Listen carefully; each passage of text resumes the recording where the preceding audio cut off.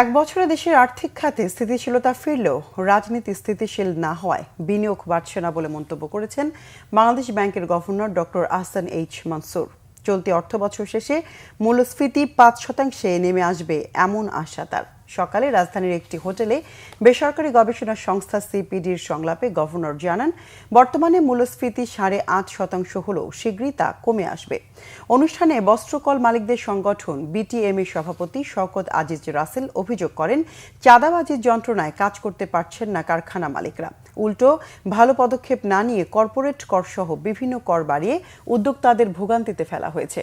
অন্তর্বর্তী সরকার ৩৬৫ দিনে ম্যাজিক্যাল কিছু করতে পারেনি বলে মন্তব্য করেন বিটিএমএ সভাপতি।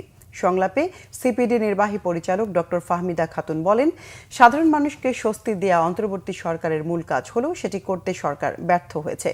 প্রতিষ্ঠানটির ফেলো ডক্টর মোস্তাফিজুর রহমান জানান, দেশে অর্থনৈতিক স্থিতিশীলতার সুফল সামগ্রিকভাবে ছড়িয়ে দেয়া যায়নি।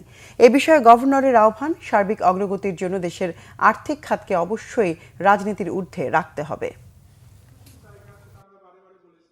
রাজনৈতিক কারণে, অর্থনৈতিক কারণে, কোভিডের কারণে অনেক ব্যবসা প্রতিষ্ঠান ব্যাপকভাবে ক্ষতিগ্রস্ত হয়েছে, কোনো সন্দেহ নাই। কিন্তু কোন ক্ষেত্রে যদি কোনো উদ্যোক্তা তার বিশেষ কারণ দেখিয়ে প্রমাণ করতে পারে যে সে ভায়াবল, সামনের দিকে সে এগিয়ে যেতে পারবে, তাহলে অবশ্যই তার ভায়াবিলিটিকে আমরা বিবেচনায় নিয়ে তাকে এগিয়ে যেতে দেব।